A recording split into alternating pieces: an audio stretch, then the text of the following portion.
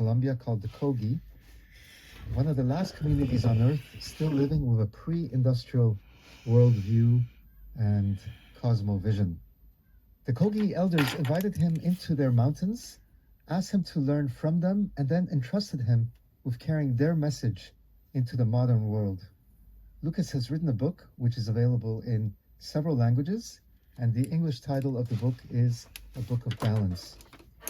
His work now invites leaders, communities, and organizations to remember something essential: that nature is intelligent, that the world is alive, and that any regenerative future begins with restoring our relationship to the living systems around us. In this conversation, we explore what he learned from the Kogi, what modernity has forgotten, and how ancient wisdom can open up new possibilities for leadership, culture, and ecological balance. Lucas, welcome. Thank you, Alex. Thanks for inviting me, and great to meet you again. Great to see you. We always start with a question, which is, what does the word emergence bring up for you? Interesting one. Well, for me, emergence is basically the movement of what I would call, I guess, energy, or basically just the movement of life. And of course, we are always in emerging times, meaning that always something is emerging. And the only question is, do we realize what's emerging right now? Or are we still in our concept of what we believe that either should be emerging or should not be emerging?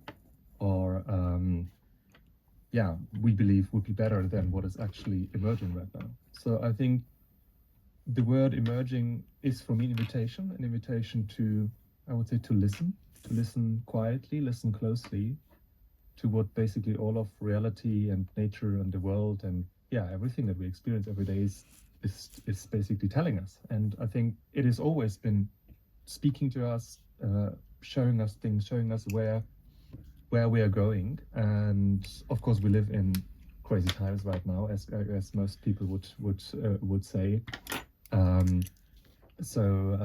I think we will talk a little bit more about what's emerging right now in these times in the rest of our podcast.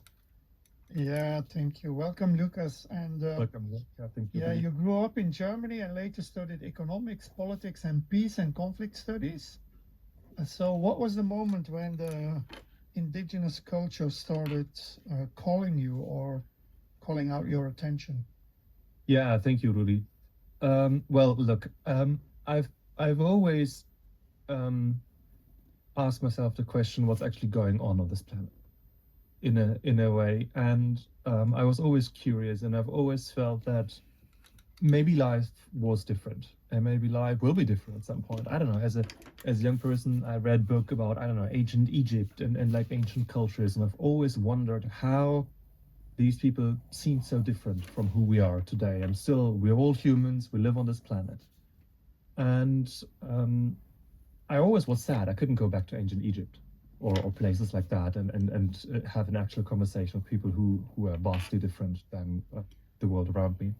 And the moment I realized that we still have indigenous people, we still have people that are vastly different from the global modern world, actually opened kind of a door for me. And I was like, okay, maybe that is the thing I've been looking for all the time. Maybe that's kind of an access to a different way of thinking, of being in the world, of seeing the world. And maybe that can give me answers to the many questions I had walking around in Frankfurt, Germany, and the modern world growing up there. And so I guess sometime in my teens, this started to open up, and I became very interested. And then I started to travel with my parents, many different places, Namibia or Mexico. And I realized that even though there is the mainstream society in these countries, which is somewhat similar to Germany, where I grew up, I realized there are people still living there that see the world vastly different.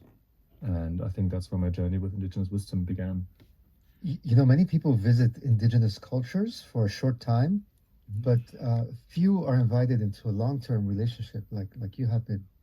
Why do you believe the Kogi called you in, and what qualities did you have to develop to truly listen to them and understand them? Mm-hmm. I mean, many people go to the zoo for a short period of time, and they know nothing about lions afterwards, of course. So I guess it's kind of the same thing. Um, and I wouldn't say I know a lot about indigenous cultures. I've spent, of course, accumulated, I don't know, probably a few years of my life with them, but I'm still just touching the surface. And yeah, I would say it is it's been, yeah, really interesting and deep journey to start, yeah, engaging with different indigenous cultures, but of course especially with the Kogi. I spent the most of my time with them. And I mean, the Kogi, for people who maybe have no idea who they are, they could be, I guess, named in one sentence with the Incas, the Aztecs, the Mayas, all the people we know either from Indiana Jones films or museums or I don't know, computer games. But that actually we still have a living civilization of an indigenous people that are the direct descendants of the Tairona people, who were probably the greatest goldsmiths of South America, the builders of the mystical city of El Dorado, of yeah, things that Europeans admired greatly when they first arrived in the Americas. That they're still alive today. That they still have great parts of their knowledge. That they have still parts of their culture, their music, their spirituality, their worldview. And it's been yeah, a very interesting and intense experience, actually having access to what I would call kind of a mentality vault. So something that yeah, really distinguishes their way of being from ours. And there's one yes saying that people actually, how can I put it, like, you know, in the West we believe people have ideas. So the question is, which ideas do they have? Who's developing this? Who's developing that? But indigenous people say not that people have ideas, but ideas have people. So the question is, which ideas got hold of us in modernity, in the modern world, and why are there some ideas that have access or are living or are being lived in indigenous cultures still? And that is for me one of the most fascinating things to experience and to live. And yeah, I'm very happy for that. Beautiful. Yeah, for those who never encountered the Kogi, how would you describe their worldview? Or yeah, because I think for them as well, it must be very a whole journey of like being in their world, which was quite, let's say, limited in the mountains of Colombia, and now all of a sudden they go out to the world or in the world through people like you. So how is their original worldview, and how their worldview is also changing by traveling into the real world? Can you talk a bit more about this dynamic and what happens there?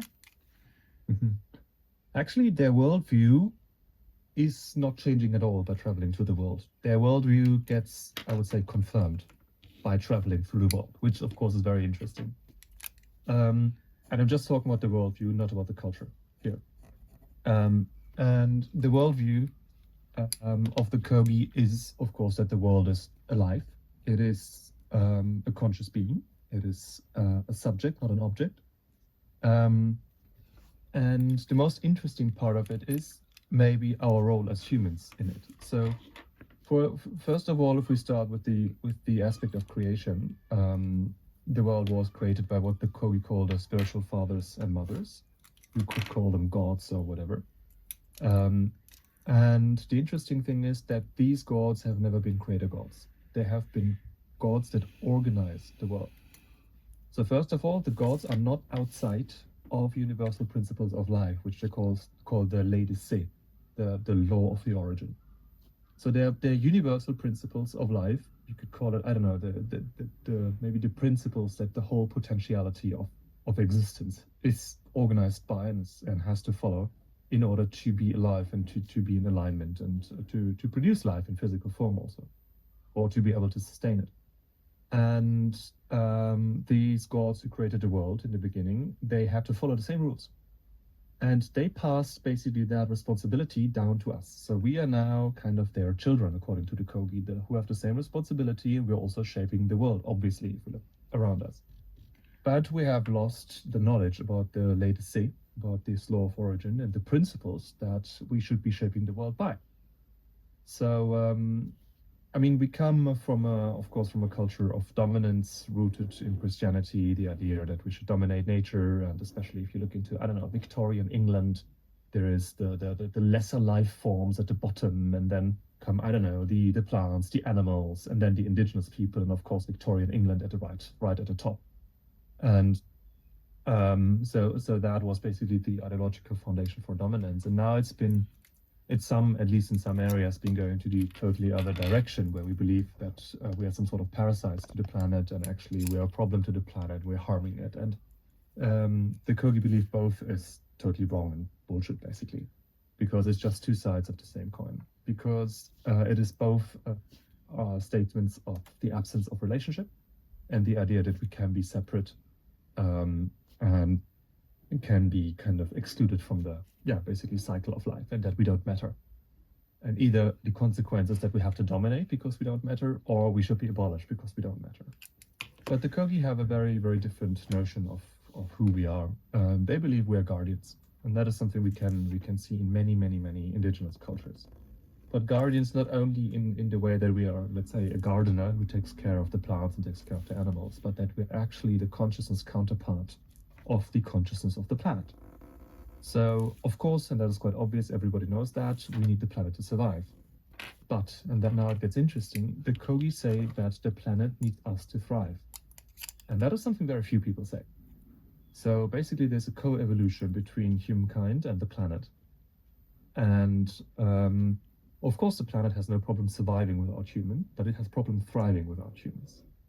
And there are many, many examples from soil quality to biodiversity, that if you look into indigenous cultures, that these cultures actually enhance these properties, that they produce better soil if they're doing it right, that they produce or increase biodiversity if done right, if they interact in the correct way with the ecosystems. And there are many, many examples which we can, of course, later talk about if you're interested in more detail on that. But it gives us a very special role in creation, because guardians are in a way part of creation, but they have a special place. But the special place is not the one of a dominator, but the one of a guardian. And that is, I think, the most interesting bit. And everyone now running around shouting and asking for purpose in, I don't know, for organizations and in their life and everything. The answer is right there. And many indigenous people know that, and that's, I think, why, let's say mental illnesses are very scarce in these cultures, unlike in ours, because this is still a very, very profound narrative on who we are and why we are here. And of course there's a huge, much more complex cosmology of the Kogi with the different worlds and everything I'm not going to go into because it's just very specific knowledge, but I think these are the most, for us at least, most interesting parts of how they see the world and how they see us. Or maybe one more remark. The thing is, we can be in a relationship, and a relationship's like with an actual human.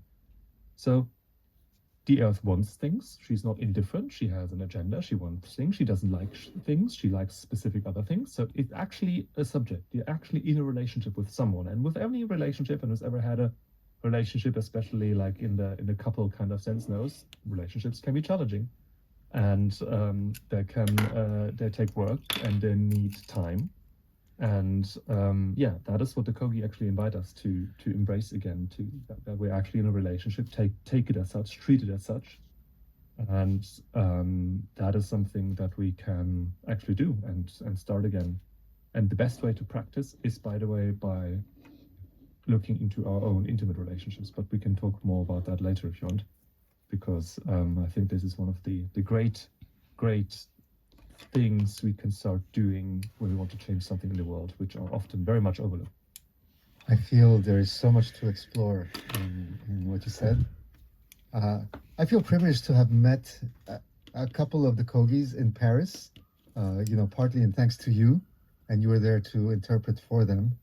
It was fascinating to hear their cosmovision, the way they relate to the planet and to the universe, and how they see the role of rivers and trees, and how everything has its own importance and life, and they have a responsibility and a relationship with all of this, and also the importance of thought, and how and there's some kind of responsibility in being mindful of the thoughts and what happens in the world with certain thoughts and narratives, I wonder, do they have a different sense of time and perhaps a memory, like memory of the past and memory of the future? Like, do they have a memory of the future and of the past? And, like, how do these stories, and how do they,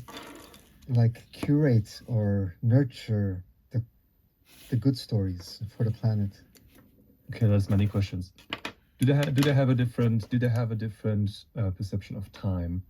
Well, yes and no. So in the one thing, that they don't care too much about what they accomplish in their own lives. So they don't have this pressure of being significant, because they know they are significant. So they don't need to accomplish things to be significant, or to feel significant rather.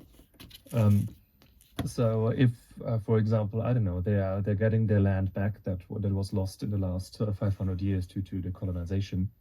They've started, I guess, at some time in the 60s, 70s in Colombia, and they've managed to get a huge part of their land back, but not everything. And they said, oh, if the rest takes another few hundred years, it doesn't matter. So in that way, they have a different perception of time that it takes to accomplish tasks.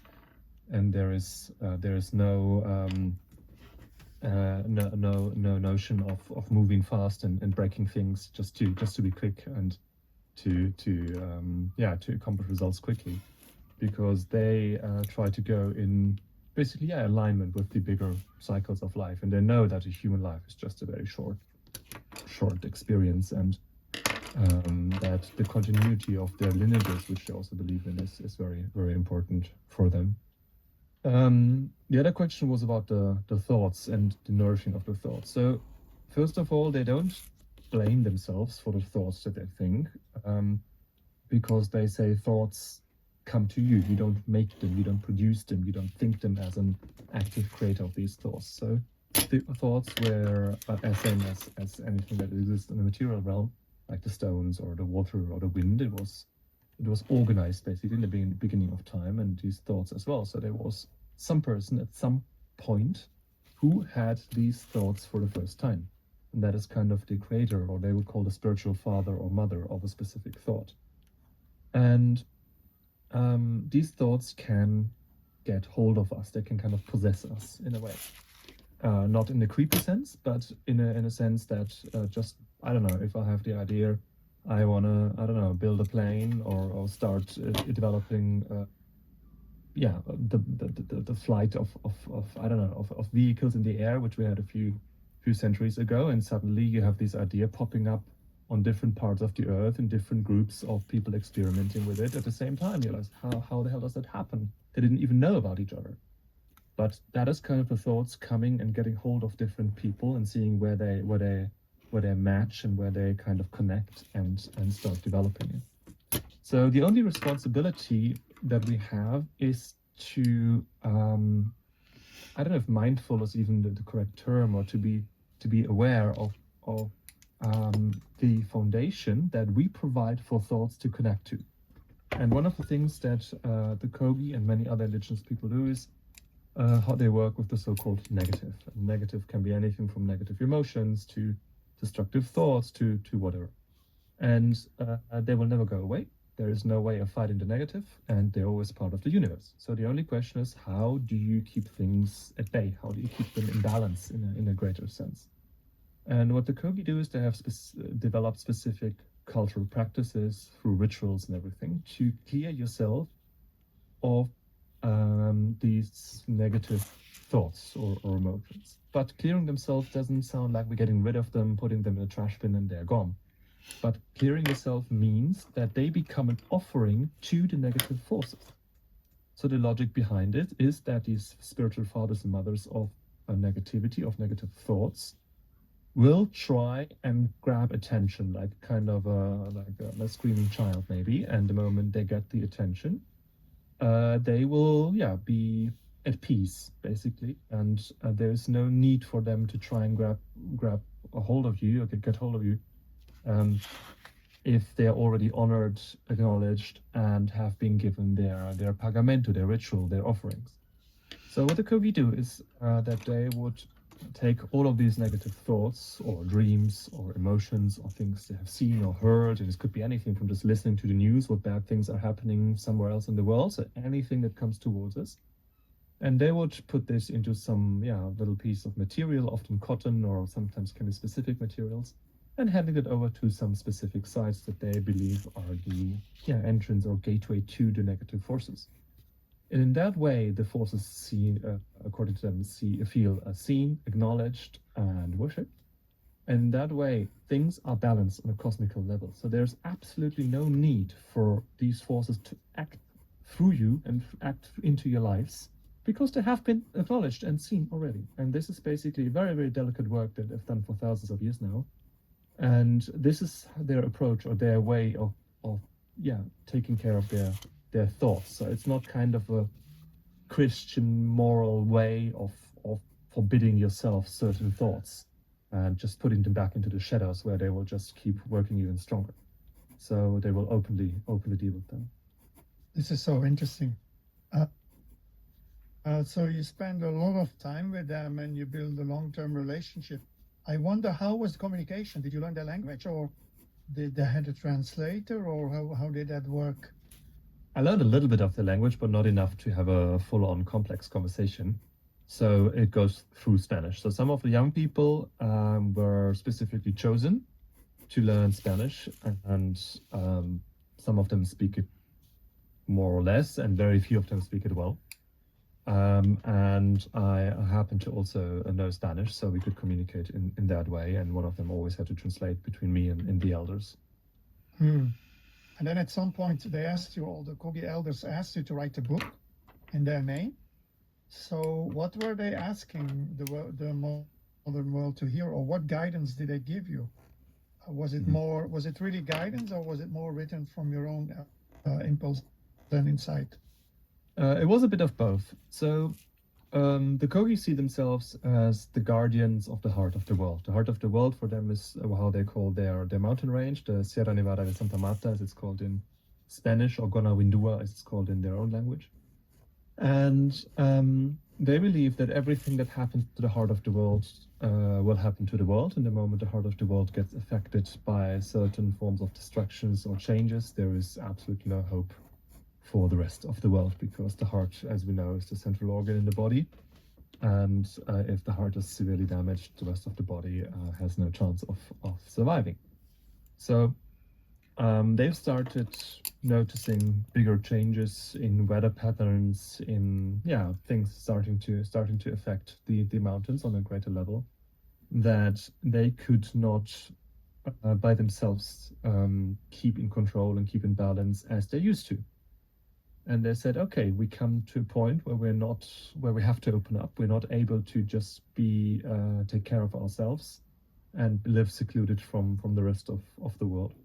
And they are interested in two things. So the one is, of course, on a very concrete local level, that they don't get interfered with. So they try and keep people out of their territory, keeping out of their way of life. And for that, they need land. And they have realized that people are not just going to give the land back to them, but they need people buying the land for them. And so they reach out to people for support on that matter. And the other thing is that they understand that, we have a deep spiritual crisis in the outside world. And if the basic fundamental thought patterns or ideas, as we've discussed before, that kind of grabbed our minds are not changing, then there's very little hope in getting land back or anything. So it's part caring for the world, part self-interest to of course continue living in the way they used to live. So they told me many things they would like me to write into the book. But also I put my own observations or experiences that I had with the Kogi. They've not only asked me to write a book, but they've also asked me to found an academy, basically a place where people beyond the book can go deeper and relearn these indigenous ways of thinking or looking at the world. And it's not about learning Kogi culture and becoming all little Kogis walking around in white clothes in the jungle. It's quite the opposite, actually. They say we shouldn't imitate them, and we should only learn from them, but never take any of their culture without deep understanding. But the only purpose is to be reminded of who we are, and that can be through our own lineages, wherever we're living in the world, and indigenous knowledge maybe still left in some parts of the world. But then again, they understand that we need this knowledge to be adapted to today's time, because of course it comes from a different time, a different place. And often when we have discussions about indigenous knowledge, it's a lot about the so-called what. So people ask like, okay, so what did they do for agriculture, or I don't know, which technique did they use to water their plants or whatever. And people look for these kind of techniques and practices, which is of course fair enough, but personally I think it's very boring, because the question for me that's much more interesting is, how did they come up with these practices? Because otherwise we're just locked in a trap. We have, I don't know, hundreds or maybe thousands of practices we can learn, study, and maybe apply and see if they work also in other parts of the world, but we will never be able to come up with, let's say, indigenous solutions of our own. So I'm much more interested in the so-called how. So how did they come up with it? What way of thinking allowed them to develop these solutions? What cosmology, worldview, I don't know, spiritual practices, emotional practices allowed them to be able to access different kinds of knowledge that we've come up in the modern world? And this is something we focus on in the Timeless Wisdom Academy, through the Kogi, through their wisdom, through the way that they speak, without copying them, but learning from them and being inspired by them. And yeah, if anyone feels called, as we said in the beginning, there's also a discount code that people listening here to this podcast, yeah, can receive as a gift to make this an easier entry. But yeah, this is part of the message what the Kogi gave me. So they asked for this academy to be built. They said, this is what we need, and we need this indigenous knowledge to be available, not to be copied, but to be remembered and integrated, and to be used as a foundation for a new way of thinking that we need in our times. To me, this is not only interesting, but I feel it's important. And you spoke of thought forms, and I feel one of the stronger thought forms we now have, at least in the West, is artificial intelligence. And the way in the Western world we frame progress, and so much of the framing is through technology, and now it's artificial intelligence. I wonder, what should our relationship be to that? Do the Kogis have a different relationship with progress, or with technology, or with AI even? How should we approach this? Mm-hmm. So thought forms, of course, AI is just a symptom for me. It's kind of a logical consequence. So the question is, and I have a theory, or at least bits and pieces of it, of what is happening. So where do we start? I think with Christianity, that of course hugely influenced the West. We have an idea implanted into our minds, even if we're not religious, it doesn't matter at all, because it's deeply, deeply ingrained in our culture. It's the idea of a Messiah. So someone who's going to come and save us from the outside. And that is something that is in most indigenous cultures I know not really present. So it's a very unique thing. It's a very strange idea, actually. So first of all, why would that happen? How would it happen? It makes very little sense to me, to be honest. But it is something that we kind of have ingrained. So we've been starting to project this idea of the Messiah, of course, in many, many centuries ago. It has been through the church, through Christianity, through all these rituals. And even though this is not what most of us at least are doing right now, or at least it doesn't play the same role it used to in our lives, we keep projecting this idea of a Messiah, of a savior, onto other things. And this idea is, again, a thought form that's just starting to wander and now taking different forms and shapes, getting hold of people. And I think AI is one of these shapes and forms that is just appearing in right now. So the question is, what are we supposed to save from? And I think the brutal answer is to be saved from life. So it is not to be saved so we are in life, but it's to be saved from life so we don't have to live it anymore. And I think the whole idea of AI or transhumanism goes into that direction of basically relieving us of the hardships of life, because life is hard. I mean, who wouldn't agree with that? I mean, I think we all have our experiences and our episodes of that. And the idea that it's kind of at the back of our head that, I don't know, if we do this, it could be easier. If we do that, it could be easier. But the question is, does it bring us into more contact? I mean, it's the same with a relationship, right? I don't know. If we have coming back to the same topic again, if we have a relationship with our partner, of course there are bits and like bits and pieces or ways and maybe workarounds that can give us relief in the short term for some issues. But if we don't get in real contact with what's wrong deep down there, or what is unclear or not aligned, or I don't know, where things are not flowing well, it will come up again and again and again. And I think AI or many other of these technologies are kind of these workarounds. And I think it's fine. I mean, I'm not criticizing AI. I'm using it myself. I'm not against it, but I think we just need to understand of what are the thought forms that are at play here. And the idea is, I mean, I don't know, you could even start with the I don't know, how do you call it, like the metal wire that the people put on the top of their houses for the lightning not to set the house on fire. It's a very simple technology, and you kind of, I tricked the gods. And like now my house is not gonna get on fire by the lightning hitting it. And of course it's a good idea, and it makes our life better. And I think AI is just a logical consequence a few decades down the line of that, to make sure that we have less and less and less and less to be in contact with that. And I'm not sure if AI is a thought form on its own, or if it's just an amplification of a specific thought form in the, let's call it, artificial layer. The idea that we can kind of take the artificial and substitute the real by putting something fictional in there. I don't know, you could say money is the same thing, basically. It's a very fictional idea that is replacing value. And money has one single purpose, that's to eliminate relationships, because relationships are hard. You need to talk to people, they have feelings, they agree, they disagree, and it does it very well. I mean, I couldn't have relationships with everyone I have a financial relationship with. This would be absolutely impossible. And it makes our lives as we live them today possible. So I think AI is kind of the same, just on a different perspective or a different level. It further reduces relationships. Because you don't have to have a relationship with a machine in the same way you have to be with a human. Although some people apparently do nowadays have relationships with a machine. I think that is at least my take on the whole topic of AI.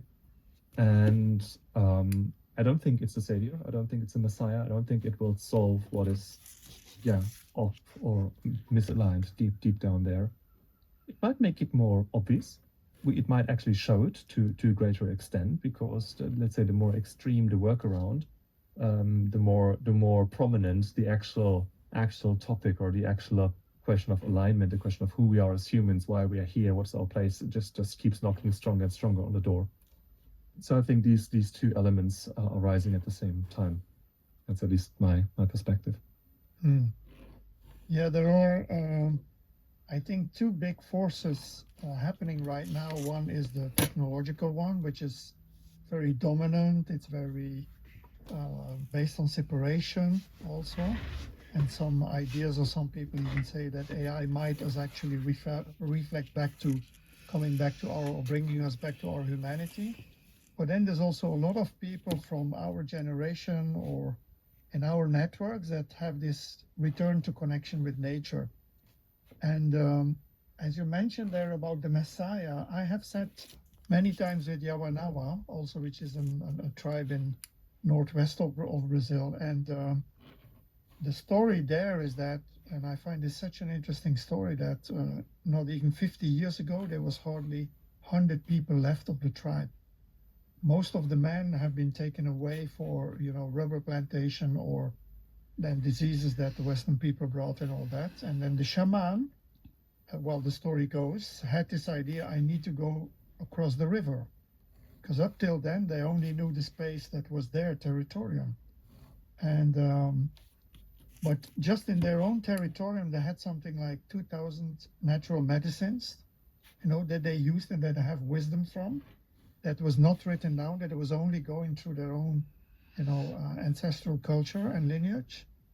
And so, but by doing that, going across the river, And then they started inviting people also in their tribe to learn to work with these medicines. Actually, they send out the message everywhere in the world to make the connection back to nature.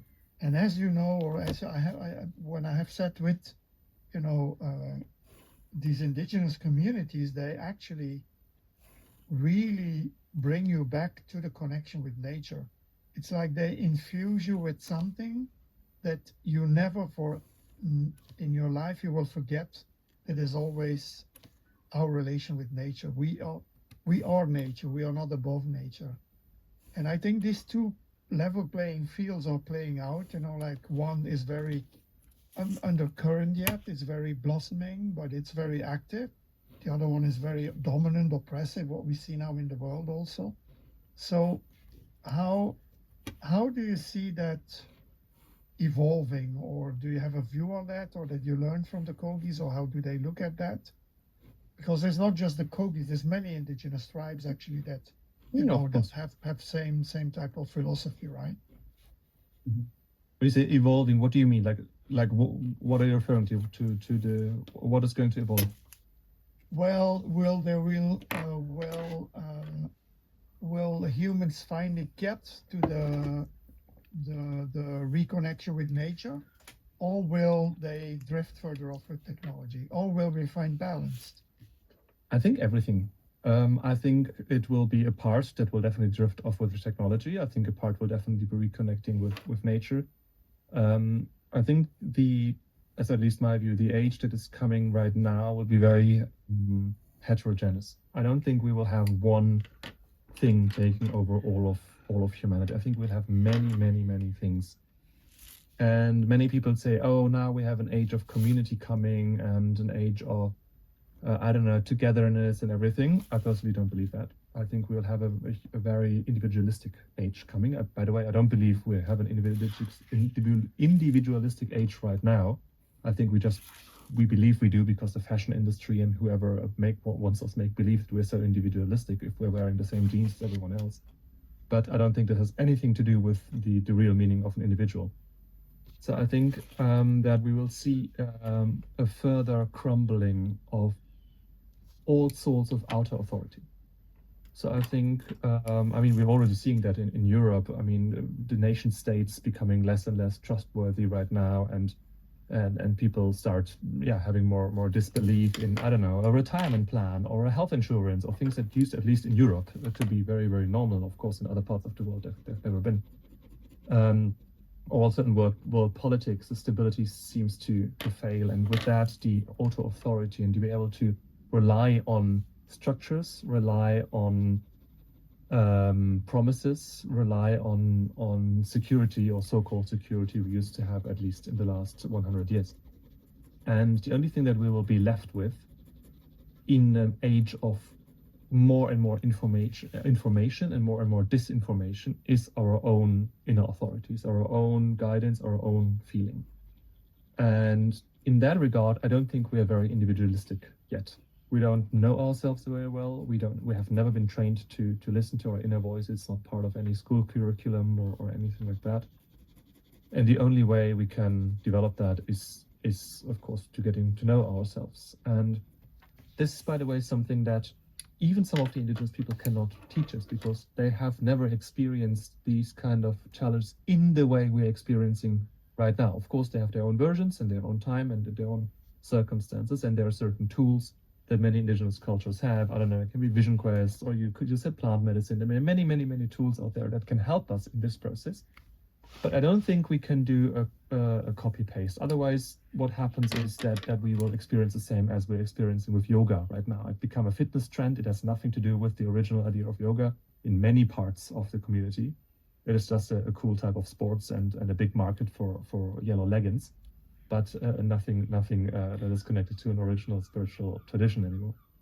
So, and that is, I think, something we will be forced to. I think we will experience many shocks in the future, many very strong events, could be political, could be environmental, that will really force us to really concentrate on ourselves and our inner feelings, our alignment, and that will be the only thing we can really rely on in the future.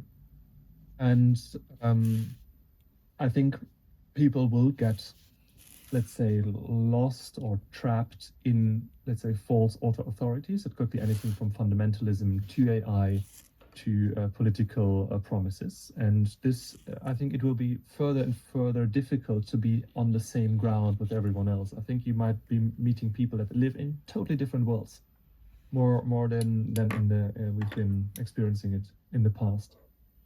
And of course, there is an underlying reality, which is, of course, nature, that in a way will not change and has never changed, at least not in the way as the course of human society has. And I think this is something that will help us. So one of the questions when I always ask the Kogi something, how do you do this? How do you do that? They will always reply with two things. The first is we'll go to the mamos, aka the shamans. And the second thing is they will ask the oracle. And I was like, thanks, we don't have mamos, we don't have an oracle. What do we do now? And they said something very cool. They said, well, the only thing that the mamos do is translate the wisdom of nature. They don't do anything else. Where would wisdom ever come from? They didn't invent wisdom or something like that. They're just very good at reading nature and translating the guidance that is out there around us all the time. So what can we do? And they said the thing that we can do is we can go to so-called sacred sites, places that are special in nature. This can be big trees, can be especially big rocks, can be wells, can be anything that is as untouched as possible in nature, and just sit there for a long time.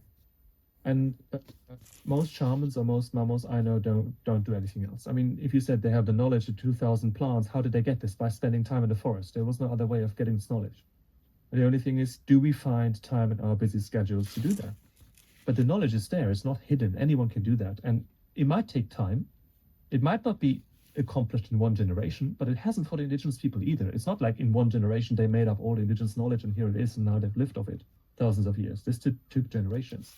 And the same access to knowledge is available right here, right now, to everyone who decides to spend time and to take the time to take these steps. And I think people will do it. Not everyone, of course, but some people will. And I think they will get knowledge back. And this now locks into, you asked the question of evolution. How the Kogi people see this. The Kogi believe in devolution. So they believe that in the beginning, everything was maybe left in a near perfect sense, and from that people were able to acquire this knowledge. And this is, by the way, an issue that many indigenous people I think have right now, is that they're trying to restore the knowledge of their ancestors because they feel they're losing knowledge. You mentioned the Yawanawa people. They have lost a lot of the knowledge, the population declined, a lot of disruption happened, and now they're in the process of regaining that knowledge. And there are two ways of regaining knowledge. Either you can try and remember as much, or look into the old stories, listen to the elders, do all these kind of things, or be able, again, and that's where the loop closes that we talked about before, how do you get the knowledge directly from nature again? How do you become as perceptible as the ancients were? And we don't know if we'll get the same messages as they used to, because they lived at a different time. Maybe when we go to nature, we'll get different messages. Nobody knows. And I think this is something we can find out. And I think, that's an invitation to everyone from the Kogis. And one of the great mamos, I don't know if you've seen the film Aluna, that is also, by the way, a great film. It's available on YouTube for free for anyone who is interested deeper in the Kogi and wants to go in. It's a big film. People can like a cinematic documentary anyone can watch. And there's a mamo featured in it. It's called Mamo Shibolata. And he said when I was walking with him one time in the jungle, he said to me, Lucas, it will only take 4 generations. If you really take it serious, if you really go into nature, in 4 generations, if you take it serious, you will be ahead of us. You will have learned much more than any of the mamos, any of the shamans alive right now in our people know. And I think that's maybe a great message and a good perspective, because it is, as I said, not far out there. It doesn't need complex rituals or initiations or all of that. It just needs time and dedication and connection with nature. Some of our previous guests have spoken about Eros. Eros in terms of like a close relationship, an active engagement with life, with reality. You are you're active participant in reality and life. And, many people feel climate guilt or ecological anxiety or pressure to fix things right now. And You said the earth wants things. The earth has desires. It's a subject, it's not an object. And there's a relationship that we should build with the earth. How do you see our intimate relationships with our partner or close friends or something? How do you see, these intimate relationships as also healing our relationship to the earth? Yeah, so maybe I'll start with a little story. So I've asked the Kogi, I've explained to them a little bit about our world and said we have a very short attention span, which they find absolutely amusing. But I've told them that we have that, and I said, okay, if you have one thing that you can give us, that we can do to change the world or towards a better trajectory, what can we do?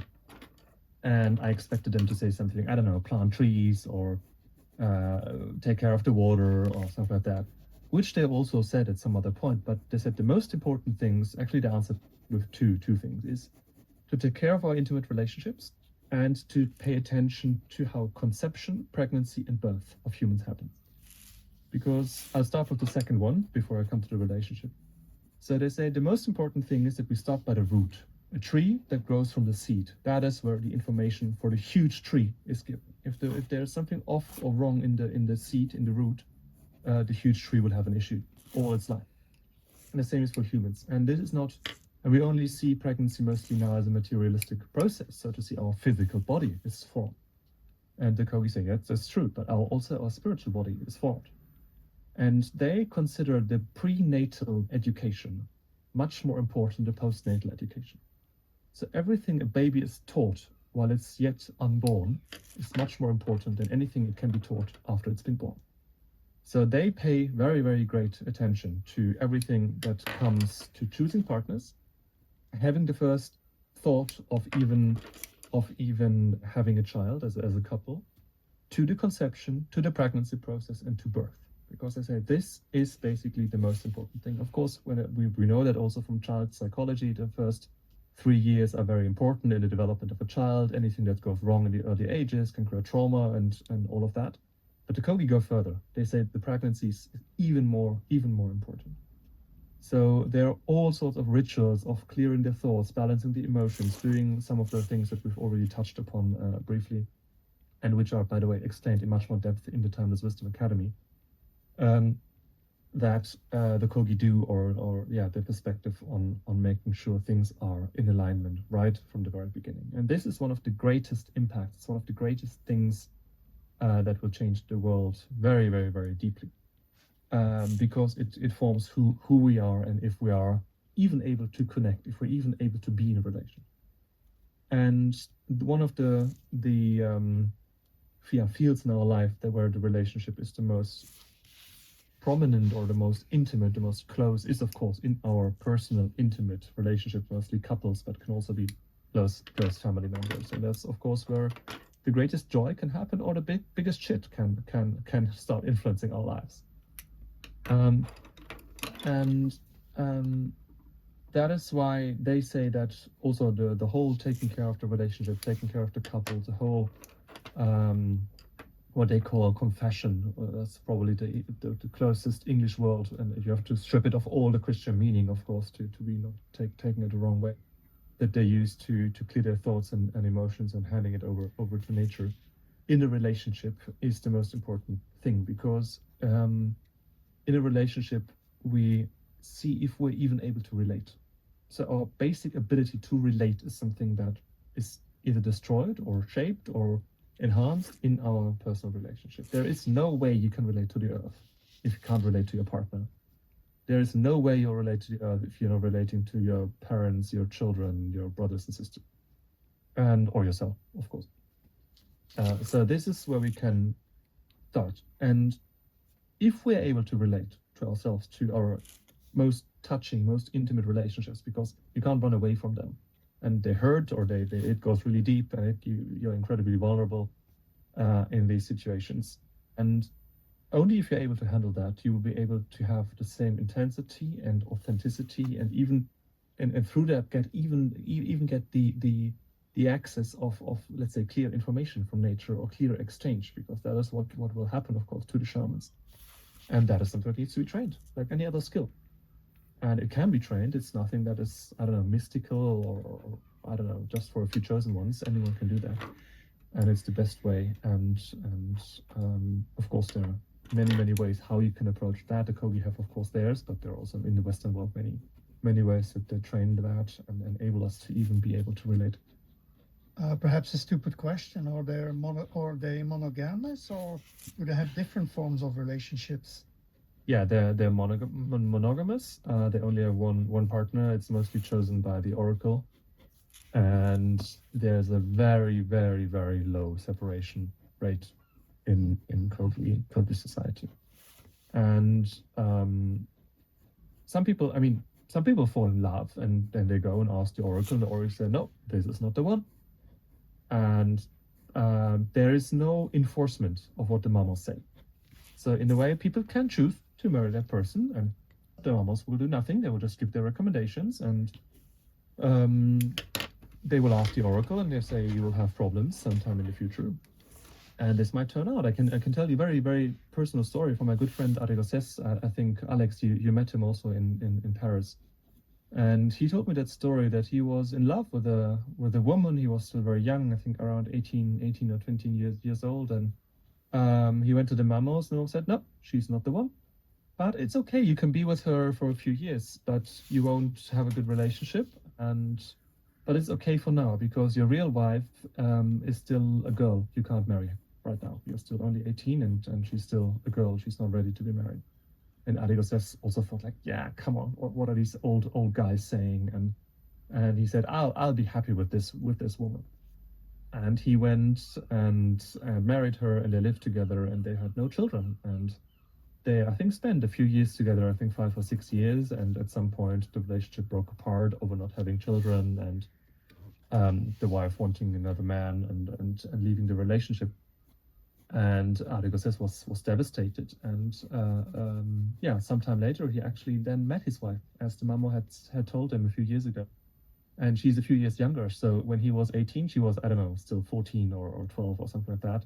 But when he was at the end of his 20s, she was also in her 20s, so they could marry and be a couple and start a relationship, and they're happily together up till now. So yeah, that is one of the stories, and there are many more of how the Kogi actually, yeah, through divination look into these kind of things. So the question if you're in love with someone is really not an indicator of alignment for being together as a couple and living a long and monogamous life, which is of course a huge challenge to navigate even for the Kogi. I mean, I feel that's really wise. I think there's a lot of wisdom in there. Lucas, you're in a rare position. You're like a bridge between two very different types of worlds, between the indigenous and the modern. What does it look like for you to be in the Western world with this indigenous part also, or knowledge or contact? How do you emerge in the world and show up, especially with friends, maybe previous work colleagues who knew you in a different version, and now here you are with all this incredible wisdom? How does that look for you? How do you deal with it? Are there ethical considerations? No, when I returned the first time from the Kogi, it was total shock. I was depressed for a few months. I felt incredibly bad, and I had no hope at all.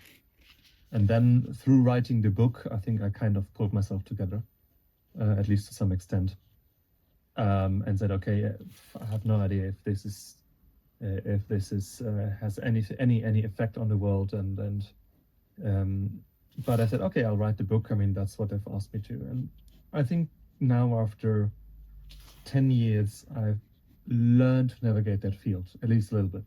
And I've learned how to speak about these topics so people can hear it. I think I know quite well now what are the kind of entry points that people in the Western mind, and of course not about the people, it's about the theoretical and ideological concepts we all have in our heads. Where are the entry points to that, and how people become open to looking into these topics.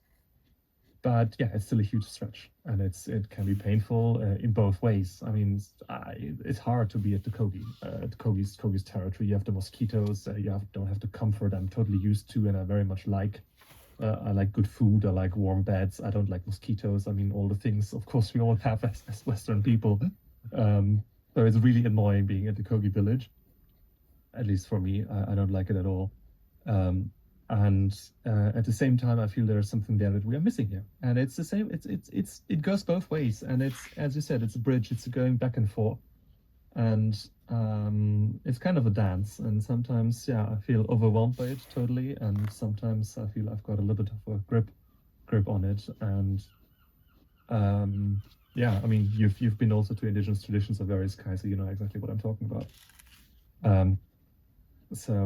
Yeah, that is how I'm trying to deal with this. Yeah, thank you. We're coming near the hour, so I'm gonna go for the last question. Like, what is the seed that you want to plant for future generations? Actually, I'm writing right now another book, which is kind of a volume 2 of my first book, with everything that's happened since the first book got published in my relationship with the Kogi. And the title, I don't know, it's still a working title, so I don't know, if you Google it later and you won't find it, don't blame me. But it's going to be called something like this, How to Become Indigenous to Earth Again. So I think we need to reconsider the term, what it means to be indigenous. And as we said before, indigenous is a question of relationship to the earth, to ourselves, to maybe other people. And I think this is the seed that we need to re-embrace, that we are important. We're not irrelevant. We're neither dominators nor parasites. We're important. We're a consciousness counterpart. We matter. Anything about us matters. The way we feel inside, what we do on the outside, we matter. Even though modernity wants us to believe that we are replaceable and can be substituted. But consciousness-wise speaking, we're not. So that matters. And that gives us a responsibility, of course. Not in a way that we need to, I don't know, become an activist or something like that, which, I mean, there are reasons why all the activists I know are basically burned out. Maybe not all, but most. And there's a reason for that. But that in our daily lives, that the things we do, the things we feel and how we relate in everything we do matters. And the seed, I think, is that we can, this relationship is not spiritual, it's not esoteric, it's really real. It's the same as if you asked, I don't know, like a child, do you believe in your mother? Well, yes, she's there. I can touch her, I can see her, I can smell her. She's obviously there. And I think the same natural way of looking into our relationship with the earth and talking about it is, I think, what we need. And I have no idea how this relationship is going to develop between humanity and the earth, but it is a relationship. And if we start treating it as such and taking it seriously as such, I think it's the first step to be even able to find out where this is going and to become a conscious and maybe even adult partner. Of course, many people call the earth Mother Earth, which of course belittles us in a way. I don't think we're that little anymore, because we are right now in the process and in the capability of destroying the earth. So a child couldn't really do that to that extent to its mother. So I think we're more partners, and I think that is something we need to change. We need to grow up and become kind of eye-level partners with the earth and understand our role in it and our capabilities of making this a beautiful place. And this is of course not about altruism, it's about us, deeply about us and who we are. And I mean, that's why most people, I guess, who listening to the podcast are doing it. I mean, why would you listen to a podcast like we're doing right now if you don't feel that inside of you and ask yourself the same questions? Yes, exactly. I feel so inspired and moved, and I learn so much every time I listen to you speaking about the Kogi and all this wisdom. And I imagine some listeners may feel motivated and inspired as well. What is a way for them to support the Kogi, the land back initiatives? Is it through Sacred Future? What is the best way? Yeah, definitely. So there are two ways. We have the two organizations, Sacred Future, which is a registered German non-profit organization, so you can donate to it. Of course, if you live in Europe, it's easier for the tax deduction thing. I don't know, internationally, the tax deduction is still not easy. But that is something that is very, very much appreciated, and we do land buyback for the Kogi. We do training for the Kogi. We have a very, very, at least I think it's cool, and I would even say it's on the way of becoming a regenerative model with the Kogi, because we have the two organizations. We have the Timeless Wisdom Academy, which speaks to the elders, interviews the elders, and at the same time trains the young Kogi to become cinematographers, to bring that whole culture of honoring the elders back into their lives. So the idea is in the midterm that we will have young Kogi actually interviewing their elders, not us, and providing the content for the platform, which gives them an income, which gives which is strengthen again the structure of the tribe, because they become interested in what their grandparents, which are of course as uncool as our grandparents are for most kids here, in a way. So that becomes kind of a counterpart to all the things the modern world starts to offer also to the Kogi people, especially those who live close to the so-called civilization. And the money that we receive from the subscriptions of people joining the academy goes partly back to Sacred Future, which we use to buy back land and of course again support the Kogi people. So we're trying to create an ecosystem here of buying back the land, taking the wisdom, giving it to people, funneling it back, and at the same time strengthen the whole process. And for example, the interviews that we do and that we also provide for the viewers of the Timeless Wisdom Academy are also now being used in the Kogi schools, because there are some schools now that the Colombian government forced the Kogi to have that would just have normal Colombian education, but the Kogi said they want to have their own education in their own school. And they can't just walk up 3 or 4 or 5 days for all the students through the mountains to meet all the shamans and the mamos and learn from them. So we are now providing them digital content of their own culture that they can again use in their own school to strengthen their own culture again in their own language.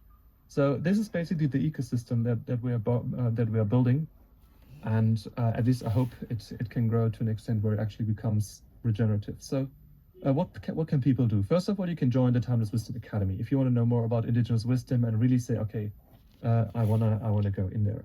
Understand this is not for everyone, because it is dedication. It's not easy. I mean, both of you know it if you've been to the Yawanawa. I know, Alex, you've also been to many indigenous people. It's not like a 10 steps to indigenous success or lead like a mamo. I mean, there's nothing like that.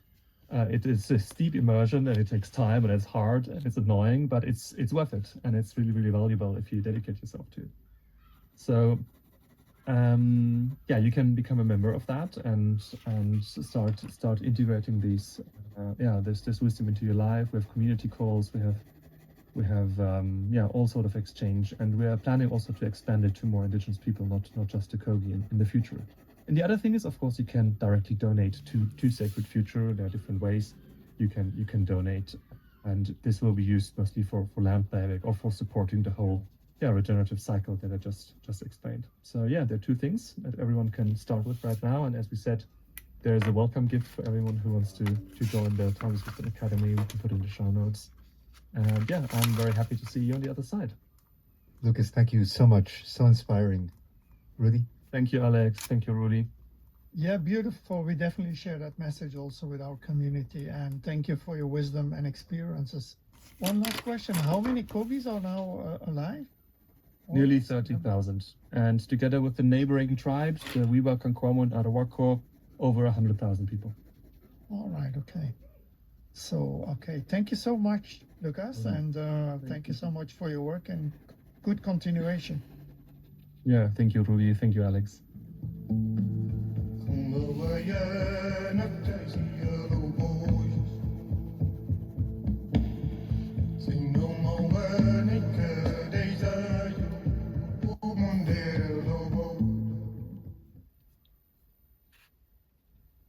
That's a 0. Absolutely not. Waves always bring in the hard-hitting questions. There's often better ways to make low frequencies coexist. Partly because I don't want to lose my job. Hey, my name is Noah Glassman, aka Mixed Giant. Today, we are rating some very bizarre and maybe beneficial mix tips and tricks. All right, bring it on. I'm excited.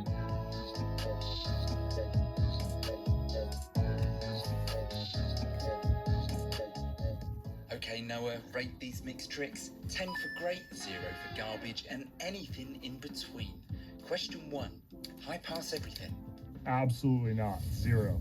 I hate that one. I feel like there's so much incredible information down there, and if you're soloing every track, maybe you're gonna think you need to cut it all out.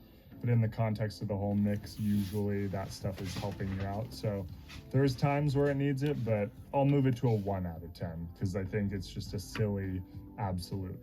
Always mix with a reference track. I'll give it a 4. If an artist has a specific vision, then it's nice to use that as a reference point for balance or space or vibe, but I think every song is different, so there's never going to be a one-size-fits-all situation. Mixing in mono. I'll give that a 3. I respect people who take that approach, but sometimes when you take something out of mono, it's like it just jumps so far at you or is completely inaudible, because if your information is all on the sides, then that's just never going to fully translate. So I understand the approach and the intention, and I do think if you can get something to sound great on little speakers that are in the corner of the grocery store or whatever, that's awesome, but I think we mostly are listening in stereo now. AI in mixing is the future. 0. I mean, partly because I don't want to lose my job. Ultimately, I think our decision making is very human. I really believe in intention, and that kind of calls for us to look at every layer of a song or every project as its own project. And so I don't think I could trust AI to handle the emotional part of mixing. I do think it could help with